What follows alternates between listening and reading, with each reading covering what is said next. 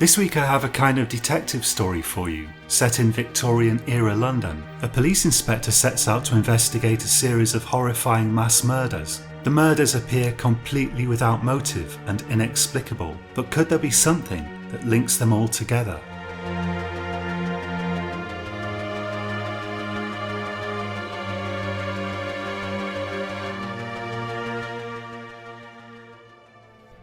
In 1903, I was a young up-and-coming police constable with the Metropolitan Police Service. There were some rather singular rumours circulating in regard to one of my former superiors, an Inspector Lowe. There were those who said he had become addicted to laudanum, while others claimed he had taken an unhealthy interest in the dark arts. Some now hold him responsible for failing to get to the bottom of the grotesque series of murders that occurred between the summer of 1901 and the spring of 1902. I am writing this short account to refute that suggestion. On the contrary, Inspector Lowe was the only member of the police force who came close to solving those murders, and I believe his subsequent incarceration in the Bethlehem Lunatic Asylum to have been unnecessary. At the very least, his committal should be reviewed on a regular basis. In July of 1901, I was assigned to accompany Inspector Lowe to the scene of the horrific massacre, there's no other word for it, that took place on Cable Street and became known as the Cable Street Massacre. An entire household had been killed in what appeared to be a fit of the most animalistic savagery. Lowe is an enormous man with an outlandishly large grey moustache and somewhat staring eyes. I'll confess to having been rather intimidated by him, but I soon came to acquire a profound respect for his reasoning and methods. "What do you make of it, Constable Oswald?" he said to me, as we stood in what once had been a cosy living room, and now resembled a scene from Dante's Inferno. "The man must have been wrong in the head, Inspector," I said. I had never thought myself the type who grows queasy at the sight of blood, but I found myself unexpectedly affected by the grotesque scenes that lay before us. "In all my years on the force," said the inspector, "I've never seen anything quite like this." He bent down and, wrapping his hand in a handkerchief, carefully examined the severed end of an arm. "5 victims in total," said Lowe. "Make a note, Oswald." I took out my notebook and scribbled it down. "Who would do such a thing?" I said, "and why?" "A professor of antiquities, apparently," said the inspector. "I think we'd better have a word with him. There's nothing to be gained from passing any more time in this slaughterhouse." "You mean," I began. "We've caught the fellow," he said. "Sergeant Perkins had to wrestle him to the ground. He was busy slashing at members of the public in the street. They've got him at the Minories police station." At Minories we found Perkins in a surprisingly jovial mood. He was being hailed as a hero. "You want to talk to Beelzebub, do you?" he said. "Right you are, Inspector. I'd better warn you, he's not in the best of moods. Don't worry, we've got him securely trussed up. I better mention there's a psychiatrist on his way to have a gander at him. I dare say they'll cart him off. Never seen such a wrong 'un, I tell you. Not much we can do with him, aside from hang him." I'd only been to the Minories police station a couple of times before, and I wasn't familiar with the arrangement of the place. But we were led down a long corridor and into one of the interrogation rooms, where we found a wiry old grey-haired man wearing copper-rimmed spectacles, tied firmly to a chair behind a table. My immediate impression was that the man was surely quite harmless, and I wondered if we'd arrested the wrong individual somehow. There was nothing whatsoever in his physiognomy that suggested criminal depravity. Inspector Lowe uttered a polite "Good morning," and the man sat quietly while the inspector gathered his thoughts. I believe it was a kind of tactic of Lowe's to wait and see if the suspect said anything of his own volition. In this case he didn't. Eventually Lowe said, "Professor Aldershot, would you care to tell us why you felt the need to destroy the lives of 5 innocent people with a cutlass?" Aldershot laughed quietly to himself. Then he replied, "You cannot possibly understand. It's really a waste of my time to be talking to you. Something else you'd prefer to be getting on with? Said Lowe. Most certainly, said Aldershot. I have many more persons to dispatch. Still, I suppose I shall have to bide my time, unless you plan on untying me. I'm afraid we can't do that, said Lowe. However, I'm told a doctor is on his way to come and examine you. We'll try to have you out of that chair as soon as possible. Meanwhile, I should be very happy if you could possibly furnish us with an explanation for your recent behaviour. It appears you have lived your life as an entirely law-abiding citizen of exemplary morals up until this point. Laws are for the weak, said Aldershot. I have transcended all need for your earthly laws and all morality. The interrogation went on like this for about another quarter of an hour. Lowe wasn't able to get anything useful out of the professor at all. Furthermore, it appeared the professor was intent on resuming his murderous rampage at the earliest possible opportunity. After a quarter of an hour of that, Lowe turned to me and said, Mad as a hatter. Little point as questioning the professor any further, Constable Oswald. This is a job for the doctors. As we were leaving, Professor Aldershot shouted at us, Others will complete my work. But since this was at the end of a long series of similarly peculiar utterances, we paid him no further attention. Aldershot was hauled off to Bethlehem in due course, where he remains at present, ironically enough in the same wing where they're keeping Lowe. I am told he is considered quite incurable, and has to be kept under the very strictest of supervision at all times. I naturally assumed that Aldershot represented an isolated case of lunacy developing in late middle age, unlikely to repeat itself. Although I was but a humble police constable at the time, I think I can safely state that this was also Inspector Lowe's working assumption. We were entirely mistaken. 6 months later, another unspeakable case of mass murder occurred, this time in Camden. While this was somewhat far removed from our usual area of operation, Inspector Lowe nevertheless took a particular interest in the case on account of certain similarities with the Aldershot case, and I was assigned to accompany the inspector while he investigated the matter. A number of houses had been burned to the ground on Horsley Street, and people fleeing the houses had been viciously attacked with a blunt instrument, said to have been a masonry hammer. The perpetrator of these terrible crimes was a man by the name of Jack Plessner, 47 years of age, who had run a stall on the local market for over 20 years. Fortunately, a local soldier on leave had happened to have a revolver handy, and he had shot Plessner dead, putting an end to his reign of terror. We made our way to the house of a Mr. and Mrs. Roberts, whose house had also been attacked by the aforementioned gentleman, but unsuccessfully. On the way there, we passed the flaming wreckage of several of the houses that had also been attacked. It's as though he just wanted to kill as many people as possible, Inspector, I remarked. Indeed, said Inspector Lowe, thoughtfully. Mrs. Roberts welcomed us cordially at her door, but it was clear she wasn't quite herself.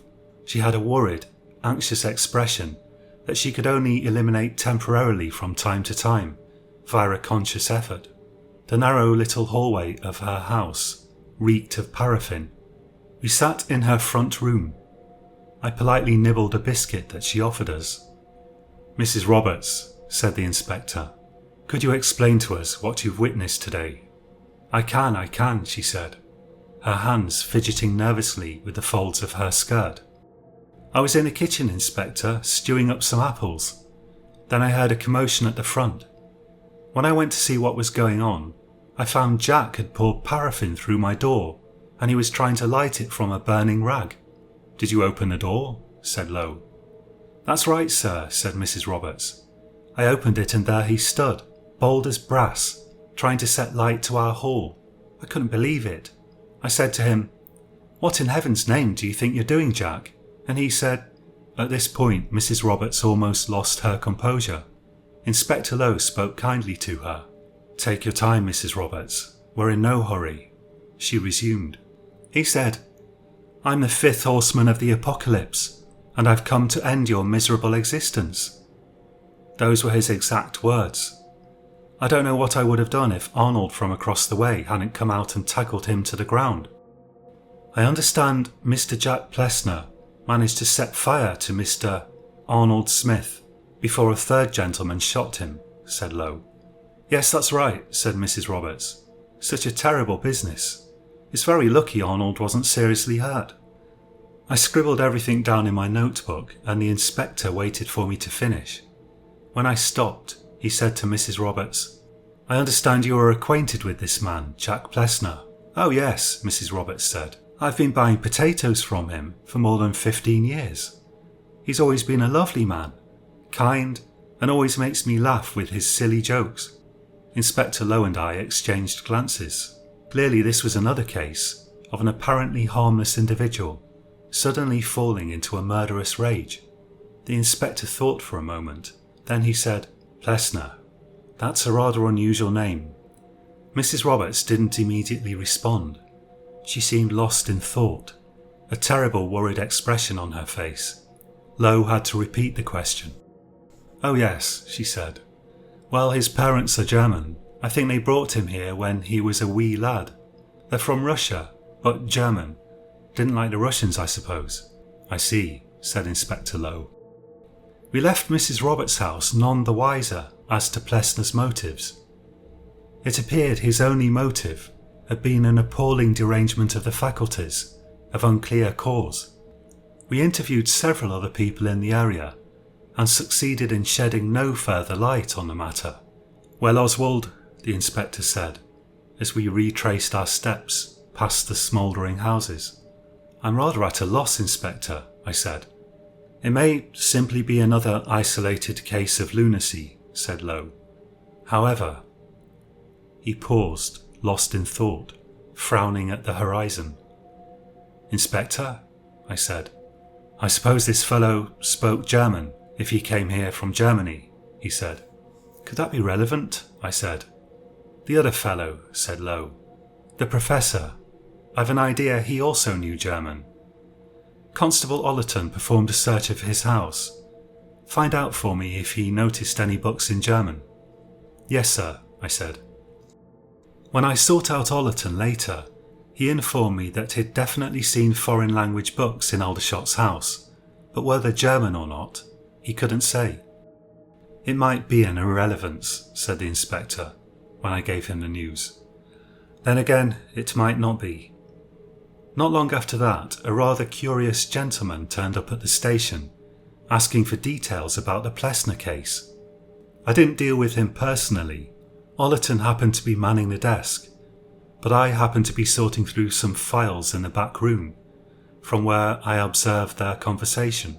The man was about 60 years of age, extremely thin and rather short. His face seemed to radiate a piercing intelligence, and I could tell from his bearing that he was a man of some education and wealth. He asked a rather odd assortment of questions about the case, very politely, until Ollerton became impatient and told him rather sarcastically that the police station wasn't a news agency, at which the man apologised and left. As soon as I'd finished what I was doing, I went to speak to Ollerton. "Ollerton, who was that fellow you were talking with?" I said. "The grey-haired fellow." "The time-waster," said Ollerton. "Some kind of historian, asking about the Plessner case." "Curious," I said. "Not really," said Ollerton. "That case attracts lunatics like moths to a candle." The next of the terrible mass murders that afflicted London came very soon after the Plessner case and occurred in Southwark. 15 people died and many more became seriously ill. At first, cholera was believed to be the cause. It was only due to Inspector Lowe's persistence that it was realised there were sinister human forces at work. Again Lowe requested that I accompany him, this time to an address on Borough High Street. "Inspector, is it your belief that these cases of cholera were in fact due to poisoning?" I asked him, as we walked across London Bridge. "That remains to be seen," said Lowe gruffly. "May I ask why you requested my presence, sir?" I said. "For your astonishing insight and wit, Oswald," he said. And the pleasure of your company." He was lighting a pipe as we walked. "I never considered my wit anything special, sir," I said. "As a matter of fact, my dear mother often used to say—" "You're familiar with the Aldershot case and the Plessner case," he said, cutting me off. "Then do you suspect a connection, Inspector?" I said. "Look at the state of that river," he said, ignoring my question. "I wouldn't much like to swim in that. What do you say, Police Constable Oswald?" "No, sir," I replied. "Used to be a lot worse," he said. When we knocked at the house in Borough High Street, a man of about 35 years of age answered the door. In my whole life I've never seen a man in such a pitiful state. Not even beggars and orphans have such a singularly disconsolate appearance. The man's face was unnaturally pale and deeply lined, and his eyes seemed blank, as though the vital force had evaporated from them. Had I not known otherwise, I would have said years of suffering must be prerequisite to ending up with such a dreadful visage. He ushered us inside and we sat down. "I don't know what to tell you," he said. "It was the cholera that took 'em, all of 'em. My wife, my boy, my little daughter Anna, all dead." These last words he practically gasped out, and I had the feeling of vast and terrible reservoirs of pain being held barely in check. "Have you suffered any illness yourself, sir?" said Lowe. "No," he said, and lapsed into silence. I thought he was about to outrightly fall into nervous breakdown, but he somehow composed himself. "Why do you think that is, sir?" said Lowe. The man said nothing. His eyes were wandering blankly around the room, as though he hardly knew where he was. All around was the evidence of his deceased family, ornaments, wilted flowers in a vase, even a photograph in a frame. "Sir," said Lowe, "we simply need a few answers and we'll be on our way. My condolences on your tragic loss," he added, and it struck me that perhaps we ought to have said that at the start, but the inspector always seemed very focused on his work. "Oh," said the man, "probably it came from the water. I drink a lot of tea and beer, weak beer, mind." "I see," said the inspector. "Write that down, Oswald." "Sir," I said, "I'm sorry if this seems impertinent, Mr. Slattery, but I should like to ask you a few questions about the symptoms your family experienced. Your answers may assist in saving others from enduring a similar tragedy." Mr. Slattery half-focused his blank, distraught gaze on us. "Of course," he said. "I already spoke to the doctors, but ask what you like. Did any members of your family suffer looseness of the bowels?" Slattery looked at the floor as though the answers might be found there. "It was more a gripping stomach pain," he said, "and fever." "I see," said Lowe. "And when did the symptoms first appear?" 2 days ago," said Slattery, "in the evening." "I see," repeated Lowe. "Well, we'll be on our way. Thank you for your assistance, Mr. Slattery. May God be with you." Slattery made no reply, but a single tear fell from his eye, and he nodded dumbly. "Unusual symptoms for cholera, wouldn't you say, Oswald?" said Lowe, as we walked back in the direction of the bridge. "Most unusual," I said. We interviewed several more victims, and were told much the same story in each case. After that we took a hansom cab to the Southwark and Vauxhall Water Company at Battersea. The manager there, a Mr. Farthington, had a hangdog look about him. He was clearly worried that he would be held responsible for what had happened.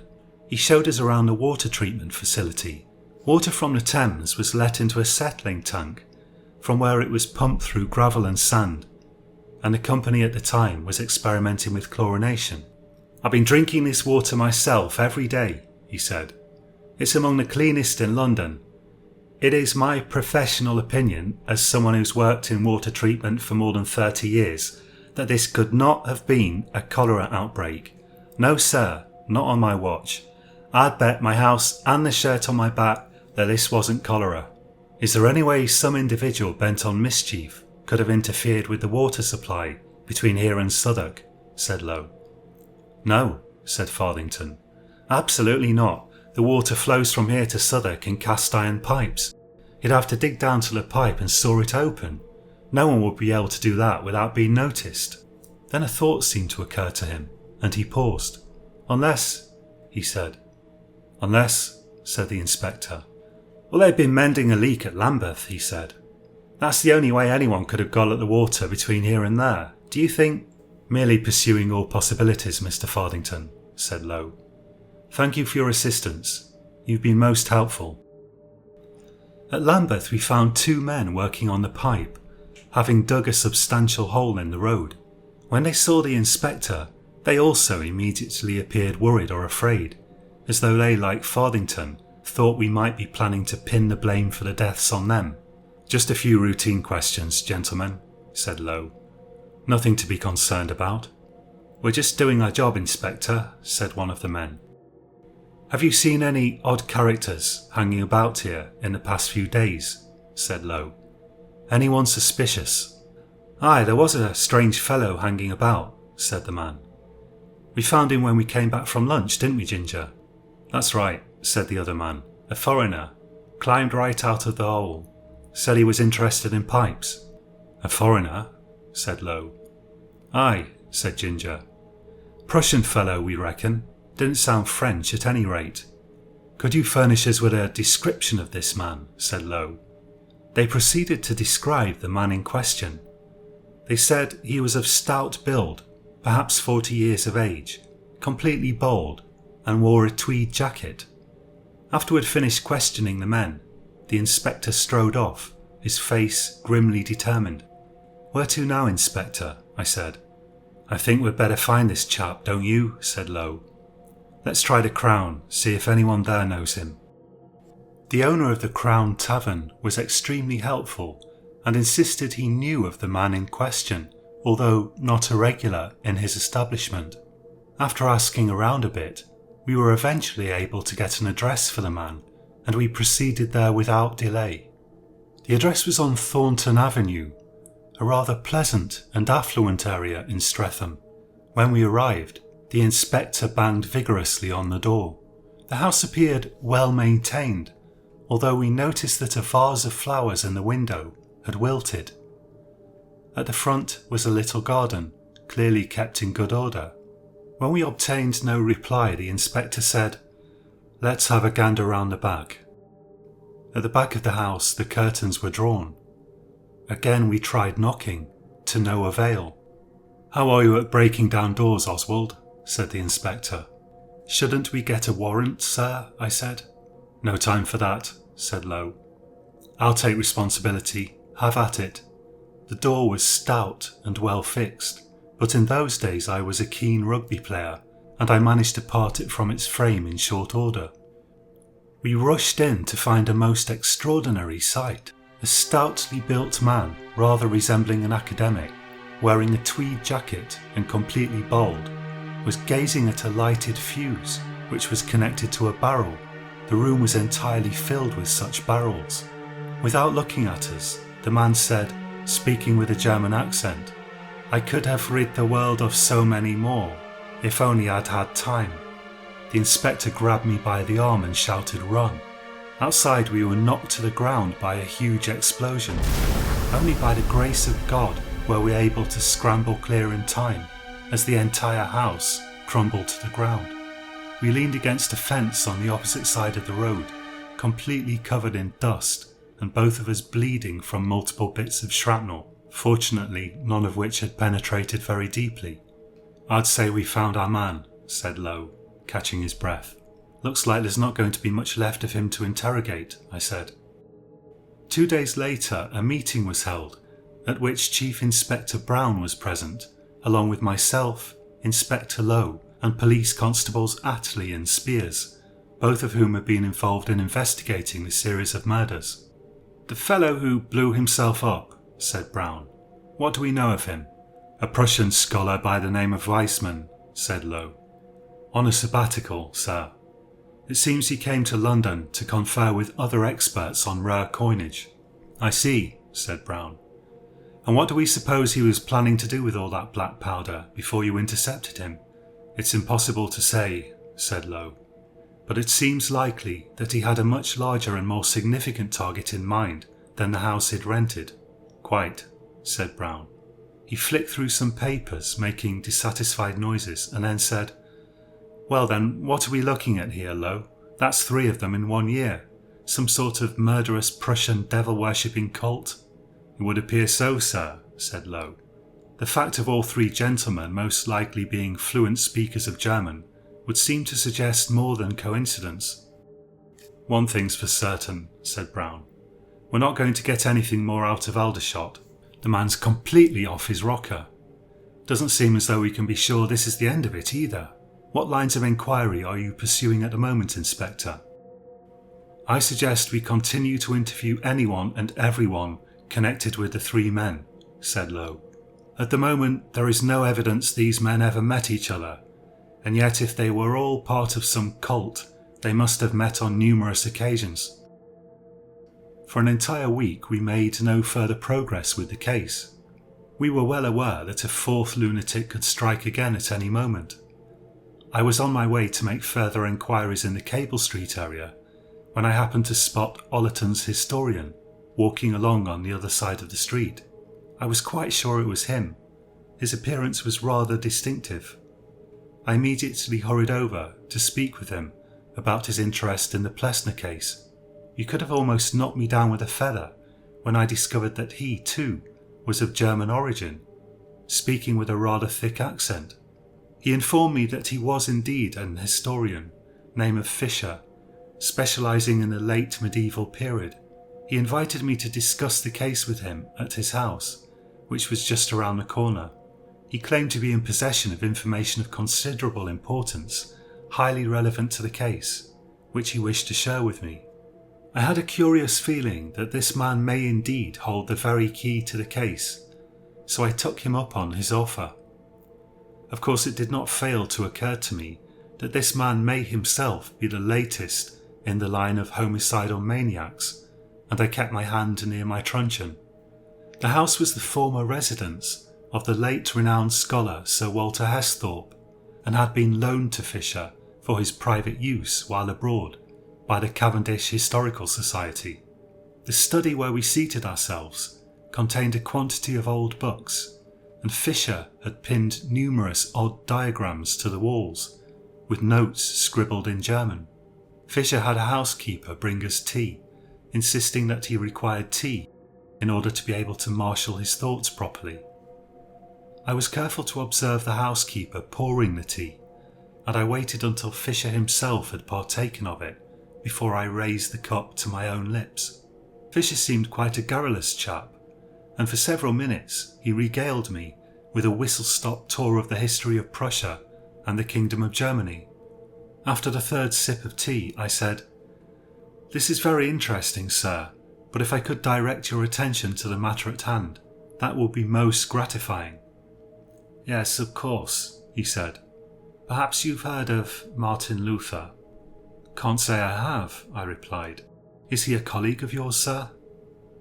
"Oh no," he said.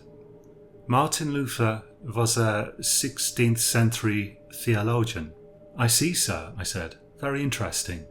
It appeared to me that I had not, after all, succeeded in focusing Fisher's attention on more pressing matters than the history of the German-speaking peoples. "He had a student by the name of Albrecht von Bauer," said Fisher. "This man was a profound scholar of the human mind, perhaps unparalleled in all of history. It is believed that in 1542 von Bauer contracted syphilis, most likely from a prostitute. It appears he led a rather dissolute lifestyle." "If you please," I said, "might I remind you that I am an officer of the law presently engaged in the investigation of a rather serious matter?" "I assure you these details are relevant to your investigation, officer," said Fisher. "I myself have been investigating this matter for some 30 years. As a matter of fact, that is precisely why I am here in London." I searched his face for signs of levity or derangement, but I could find none. "Then continue," I said, wondering where on earth Fisher's strange monologue could be leading. It appears the syphilis began to corrupt von Bauer's brain, he said. He grew steadily more depraved and conceived an overwhelming loathing of all mankind. He forms the view that the world as we know it is the work not of God, but of Lucifer, the deceiver. In order to dissolve Lucifer's illusion, it would be necessary to destroy all human life. Von Bauer set to work to write a book that would cause a terrible derangement in the mind of anyone who reads it, and it appears he succeeded. He created a book which he titled Das Buch der Verzweiflung, the Book of Despair. Anyone reading this book was possessed with an uncontrollable urge to kill as many people as possible. He hoped this book would bring about the end of the world, ending Lucifer's deception. That's quite something, I said. I have tracked this book down through the ages, Fisher continued. I believe it passed through the hands of several notable mass murderers, eventually ending up in the library of a wealthy Swabian family by the name of Schelling, where mercifully it remained unread for several centuries. However, when the last of the Schelling line died, the collection was broken up and sold in lots. Sadly, I acquired this information too late to be able to do anything about it. I believe the book was sold to a professor by the name of Aldershot, with whom you are now doubtless familiar. It's fair to say that I have scarcely heard such an unlikely story. A book that turns people into mass murderers. I talked with Fisher for another half hour or so. He seemed a serious-minded fellow, hardly prone to flights of fancy. As I was leaving, he suddenly grabbed me by the arm. "Constable," he said, "if you are able to locate that book, you must incinerate it. The language contained within its pages is an archaic dialect, but any fluent German speaker might well succeed in understanding enough of it to completely destroy his mind." "I'll do my best, Professor," I said. While I was walking off down the street, he shouted after me, "You believe me, don't you?" I tipped my helmet to him. "Good day, sir," I said. I was distinctly chary about sharing this information with Lowe, but I decided I'd better chance it. If there was even the slightest truth to Fisher's wild tale, that book would have to be found. I gave Lowe a sort of lightly censored version. Those reactions surprised me. "There was a time when I would have dismissed this story as a fairy tale," he said. "These days, Oswald, I believe there are more things in heaven and earth than you or I will ever know. At least if it's true, that book must have gone up in flames with the Weissman fellow. Still, why don't you see if you can find out what happened to Aldershot's possessions after he was committed to the asylum? See if the whole business is plausible from a material point of view. I'll square it with the sergeant." It didn't take me long to establish that such a book could indeed have existed, and could indeed have passed through the hands of all three men. When Aldershot was committed to the asylum, a legal representative was appointed to dispose of his belongings, since he possessed no known relatives and had been committed indefinitely. This representative had sold Aldershot's books to a bookshop in Camden, not 100 yards from Plessner's house. After Plessner's death, his wife had given his belongings to a firm that specialised in liquidating the possessions of the deceased. They informed me they had sold a number of books to a specialist bookshop in Clapham, which Weissman might easily have frequented, or at least visited. The coincidence of Aldershot's books having been put on sale in Camden, near Plessner's house, was particularly striking. It appeared to me that the case was as solved as it ever could be, and if there was anything to Fisher's story, we had now seen the last of the murderous rampages inspired by this book. the ashes of which were now certainly buried under the remains of Weissman's house. It so happened that at this point I fell ill with a fever, and was compelled to remain at home for a week. During my spell of sickness, I was plagued with the most awful dreams of madmen reading evil books and attacking people in all sorts of frightful ways. Finally the fever broke, and I rapidly returned to good health, with the help of a nourishing chicken broth kindly provided to me by the owner of the lodging house where I resided. When I again reported to work at the police station, it was in a somewhat weakened condition, but quite adequate to patrol the streets. "Any more murders while I've been away?" I said jovially to Ollerton. "Been very quiet actually," said Ollerton. "I hear Inspector Lowe's completely obsessed with these maniacs though. He's been rooting about in the rubble of the Weissman place." My blood ran cold at a sudden thought, and I wondered if I had adequately conveyed to Lowe the gravity of Fisher's stern warning. "Yeah, he found some old foreign book in there," said Ollerton. "He's been trying to translate it." Had I adequately conveyed Fisher's warning to Lowe? I searched my memory, trying to remember exactly what I had said. The problem was that I had assumed the book to have been destroyed. "Where's Lowe now?" I said. "Off sick," said Ollerton. "Probably strained his brain too much." I ran for the door and had almost reached it when Lowe burst through it, wielding an axe.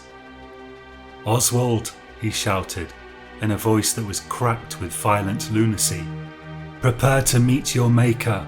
I half fell over in the process of attempting to arrest my forward motion and reverse back into the station. The axe came down next to my head as I struggled to my feet. "Second time lucky," shouted Lowe, yanking the axe out of the floorboards. I ran back into the station shouting, "It's Lowe, he's lost his mind, he's got an axe." Ollerton began to laugh, but when Lowe appeared, the smile vanished from his face, along with most of the colour. Lowe seemed to be making a beeline for me. I retreated into Lowe's own office, and he ran after me, shouting threats and imprecations. It was only due to Ollerton's quick thinking that my life was saved. Our station was in the process of modernising, and we had a typewriter of the Imperial brand standing on a desk, which we were increasingly using to type up reports. Ollerton grabbed it and brought it down on the back of Lowe's head. He crumpled to the floor. The axe flew out of his hands, landing at my feet. Then, with an enormous and bestial roar, he struggled to his feet again. It's very fortunate that Ollerton, Pearson and I were able to subdue him as quickly as we did. Lowe seemed to have the strength of 2 or 3 ordinary men, as these lunatics often do, and restraining him was not an easy task. It later transpired that Lowe had axed to death 2 people on his way to the station. I knew better than to immediately start telling my colleagues about Fisher's wild theories, but the next day I quietly made my way to Lowe's house, where I interviewed Lowe's wife. An open German dictionary on a table in his little study told its own story. As for the book itself, it appears Lowe had taken it with him when he set out on his killing spree. In the end, there was nothing to be done with Lowe other than to have him committed, although, unlike the others, he did seem to calm down significantly after being restrained, and even expressed remorse. His lack of knowledge of German suggested to me that he could not have succeeded in translating much of the book, and I can't help but think that his madness might not prove as lasting as those of the others, who may well have read the book from cover to cover. I do not consider him responsible for the 2 murders, which he committed in a fit of possibly temporary derangement of the faculties, unlikely to be repeated. In the following months, I tried very hard to ascertain what had happened to that book. Since Lowe did not have it with him when he arrived at the station, I presumed he must have dropped it somewhere along the way. Working upon this supposition, I regularly checked all nearby bookshops and even knocked on some doors, to no avail. It was not until June of 1902 that I was able to follow its course further. The owner of an antique shop informed me that someone had brought such a book to him, and he had in turn sold it to a bookshop near King's Cross.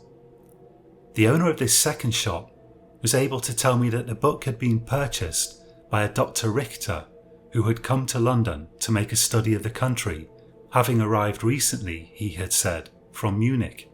The bookshop owner said this Dr. Richter had tried to pass himself off as a German, but possessed a distinctly Russian accent.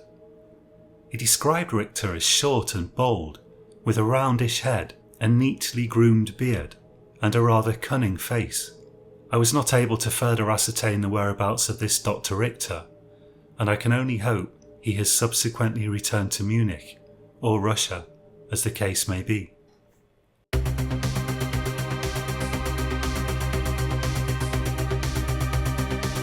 Thank you for listening. You've been listening to Science Horror, and my name is John Purcell. All stories on this channel are written by me. If you enjoyed this story, please write a book that causes people to go completely insane and to become completely obsessed with my YouTube channel. Thank you so much, that would really help. Next week I'm probably going to read a story I'm working on about a group of academics who set out on an expedition to find a fabled medicine in the depths of the jungle, only to encounter instead a horrifying fungus. Do join me again for that. Until then, have a good week and sleep well.